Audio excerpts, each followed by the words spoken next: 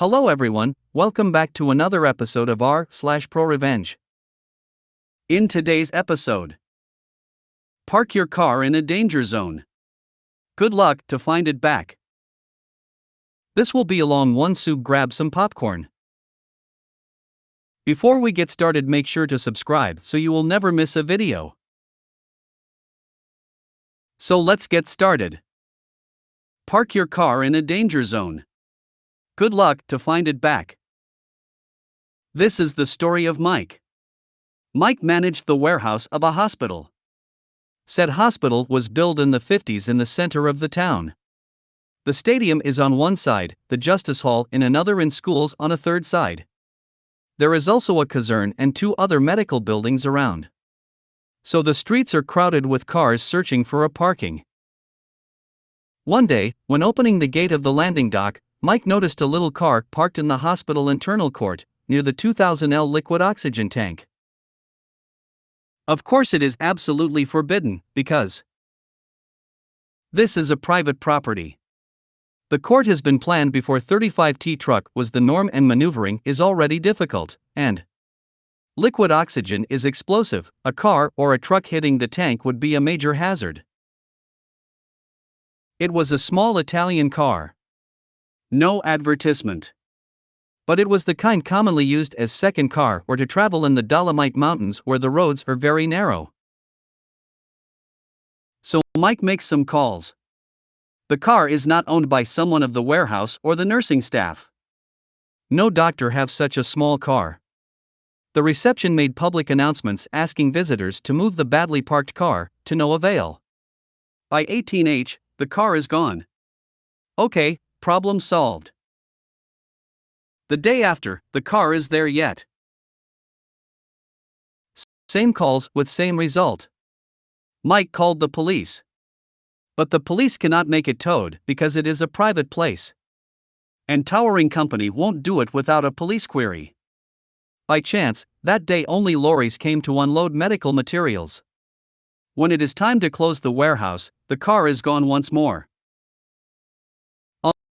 On the third day, when the landing dock opened, the car is already there.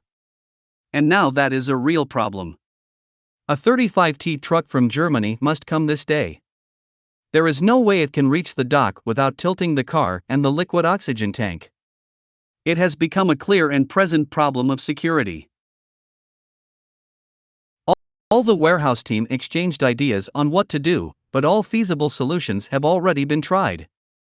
It is when someone from maintenance team passed on a forklift with a pallet of plaster bags. It struck everybody at the same time. There is no way the Italian car could weigh more than 1 ton of plaster. So Mike go see the forklift driver while the team search for a wood pallet. Slowly, with many precautions, the forklift slided the pallet under the car, lift the hole, and went drop the car off the nearby street. In the first 10 minutes, the police is warned that a car is parked in the middle of the street blocking the traffic. The said car is towed away in less than a half hour. The truck had no problem maneuvering. 2 days later, rumors ran the hospital it was the car of the director's wife. She worked in a medical building some streets away. While everybody found that Mike made a good move, they wait to see what will follow. It is now a global problem of management. Mike is called to the direction. As soon as he passed the door, he started to explain. Yes, I know it is your wife's car. But the director went, what? No. I called you for an entirely other matter. I warned my wife several times. She had it coming, that C/NT*. Until the hospital closed 20 years after, the story has been repeated to each new worker and each medical student. Put your car on a tree if you want. But don't park in the landing dock court. Because Mike will make it disappear. This will be a long one, so grab some popcorn. Throwaway to protect identity, all the names are made up and blah blah blah. Let me start with a little background. Me 28M and my wife 26F married 3 years ago and been together for 6 years. we meet, I was already in my third year of college for a special branch of a very productive industry, something like USA Army. You go in a different country for a few months, do some really dangerous jobs, get pay a lot, come back a few months, and so on. In the beginning, I was going for 6, 8, or even 10 months away in order to promote as fast as possible. Now I went around 4 years of medium salary in my country in just 3 months. It's a hard job, but I love it. My wife was very supportive, and I always knew that it's very hard for her to have this kind of lifestyle. I always tried to spoil her and compensate for my time spent away from her with tons of gifts and trips to exotic places. 2 years ago, when I came home after an extended contract, I had to stay almost 2 more months because all flights and borders got shut down during COVID, but got 20% extra salary during this time. She told me she can't take it anymore. She goes crazy alone at home and she has nothing to do. She lost her job during COVID and did not want to work again after that, which I fully support her because I wanted her to be happy and money was not a problem. I was petrified, and at first I believed she wanted to break up. Then she continued with, "I love you so much and I want you to give me a baby so I can take care of him and have a little bit of you when you are gone on contracts." After 5 months of hard work with no women in a 100 kilometers range, making a baby was done very fast. And multiple times, just to be sure, if you know what I am talking about. I was nervous for the first month because we always feared we may not be able to make a baby. For the first 4 years we did not use any kind of protection except pull out, and she never got pregnant. But after a few weeks she wakes me up with a long kiss and a smile on her face, then shows me the test result. I was the happiest man alive. Everything changed. I was a man now, I was a father, I was on top of the world. I was going with her on every doctor appointment, and during contract I was asking for echo sounds. The birth had not complications and everything went amazing. 1 month later I go on another contract to make some money that should cover every needs for our little baby. Halfway during this contract I receive a text from my wife which shattered my life. The text was short and simple, and I would never forget that 4 words that sent me into deepest depression I had ever had: "I want a divorce." I did not understand. I tried to call her to find out what happened, and nothing. After a few days of talking back and forth, she said, "I want a divorce so I can marry with the love of my life." I was already preparing my suitcase because I made a request to my company to send me back as an emergency. When I got home, she and the baby was gone. 2 weeks later I was in court to settle the divorce. During this I found out that she had a lover for well over 4 years and she plans of marrying him as soon as the divorce is done. Now the laws in my country are different, and I knew that my first priority should be a really good lawyer. My wife had a really shitty one, and she decided to speak by herself without the help of the lawyer most of the times. Her whole idea was, I am a woman and he is never home. Well, even if the laws usually favors women in my country, cheating is considered to be a break of contract, wedding contract. And she wanted to take full custody of our children in order for me to pay child support. I was not letting this happen. I speak with my lawyer and an accountant, and it seems that I only had to pay child support from my base salary. My danger bonus is not included in child support because it's for my life risk and mine alone. And because the company pays less taxes on the Dongay bonuses, I have a lot of them, and my base salary is around 10% of my income. When she found out that she would take almost nothing from child support, and I gave her the option of me taking full custody of the child, with a no contact rule, and I will never ask her for child support, she agreed in a second. Basically, she agreed to get out of our lives. We even changed the birth certificate of the child as me the father and a blank space for the mother. She gave up any kind of claim on the baby. During the trial, her lover was asked to come as a witness. And the idiot agreed. He is an AliExpress version of Andrew Tate. An alpha man who treats women like sh*t, and this seems to turn her on, and has a pretty good income. He has a small company. Less than half my salary, but he is always home, and it still is a lot for our country. Now during the trial he said they cheated behind my back for 3 years and that the baby is his, and she tricked me to make her a baby in order not to find out about her cheating. He said all this just to make me feel horrible, I guess, because this is actually kinda illegal, something like alienate the love and other law terms my lawyer explained to me, he basically said I knew they are married but I decided to ruin the marriage. Now at this point the child situation was already done and an agreement was signed. The judge asked my wife if it was true and she said yes and ordered in DNA test just to confirm. After the DNA test that confirmed what they said, the judge said she will let me cancel the agreement and settle the situation again with my wife now that the child is not biologically mine. I said no, Your Honor. This child is mine and I want to keep him. The judge was stunned for a minute, but then she said, well, if the agreement is a valid contract and since you don't want to avoid it, then Mr. L, you are a father and no one can take that child away from you. In my country it doesn't matter who is the biological parent, it matters who is the parent in the documents. And since he knew he is the father since the beginning and did not come to the hospital to declare it, he automatically cancelled all his paternal claims. Sounds stupid, but it makes sense is in order to protect the idea of a family, and if a man recognize a fatherless child at the hospital, he should not fear that the biological father will come back, is in order to protect the value of family and encourage people to do a good thing and start a family and things like that.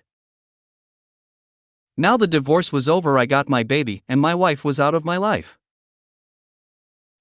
First thing I did was hire 3 babysitters to work 8 hours a day so my child has 24/7 someone to stay with him and I have time to prepare my revenge. I started 2 separate companies with the help of an online assistant from India. You can hire them kinda cheap and they do whatever you need in online. This guy made 2 super professional companies, one in industrial credits, give money to businesses for a lower rate than banks, and the second one was a copycat of my ex-company, but this one was in the same city as his. Both were made just for one client, my ex-wife lover. My assistant started sending tons of ads to my credit company to him. Emails targeted Google/FB ads, etc. I was sure that he knows that if he needs money, this is the place he can take a lot with low rates. Next, I made a lot of advertise on the second company. But the company had only the machines and the rented space and only one worker, the cleaning lady, smiley face. Every time someone called for the company's services, they got immediately declined because we are overbooked. My ex-lover, let's call him D, was one of them. Multiple time actually, and he goes mad every time he got rejected because he sees how big the competition is. Now it was the time to give him the bait. Because my company had some problems in the main country, I don't even know in which country this company was registered. They changed the management and wanted to make some fast profits, so the regional manager wanted to sell some of the equipments. When he heard this, he started calling and sending emails to buy them out. The response was something like, we are an international company, we can sell the brand, but we can sell some equipments. It was illegal to me to sell the company without showing him the accountant's data, which was empty, but equipments I could sell just within simple contract. He wanted the competition out of his city. He did not need the equipment. Sue the manager, give him a deal. If you buy our equipments for, let's say, 3 times the price, we can say in the contract that we will not make business again in this city. In just 2 hours I received calls and emails on my first company for a credit for that equipment and blah blah. I knew he was out of money because he spent a lot on his future wedding with my ex-wife. IVE send him a contract. Based on our evaluation, the equipment is not worth that money, so he will need to give us a guarantee, his company, and he is not allowed to sell any equipment or parts of his company until he pays everything back, and if he is behind in payment for 6 months straight, I get all of it. Also in the contract I stated that the credit company will buy that equipment directly. Basically I just give Miss Left my money. And I made sure every single word of the contract is legal and is a deal good enough for him to take it. Later that same day he sent me the signed contract. Now normally he should be able to pay for everything, even if the clients he hoped he will get from this company leaving are not existent. He still should be able to pay if he give me around 80% of his company income for the next 5 years. Fast forward a bit. In the day of the wedding I go to give them an envelope. In my country you give money in envelope as wedding gift. He start to laugh at me and tell me to get out cause I am not invited and he don't need my money. I smiled and I told him to open it. He looked inside and he was expecting to come in court next week. He laughed and asked what is this, and I told him, see you in court, enjoy your wedding night. Next week he came, I was suing him for child support. As I said in my country, if you are aware that you have a child and refuse to go to the hospital to recognize him, you are no longer the father, but you are still forced to pay child support, and is actually an increased rate because you tried to dodge responsibility like running from a car accident scene. He did not want to pay, so he tried to say that he wants the child or co-custody, that he is the biological and blood and blah blah.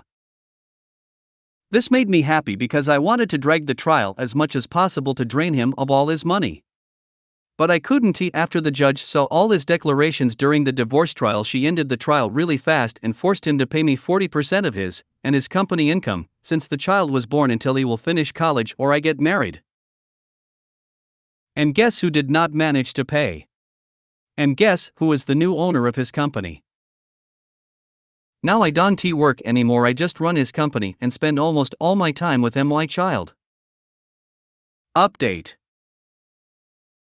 A lot of people asked me about the child and the fact that I am not a bio-father.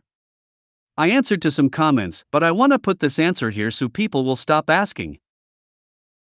I do not plan to hide my child that I am not the bio-father. As I said in a previous comment, we will talk about this when the time will come, in high school maybe, or around that age.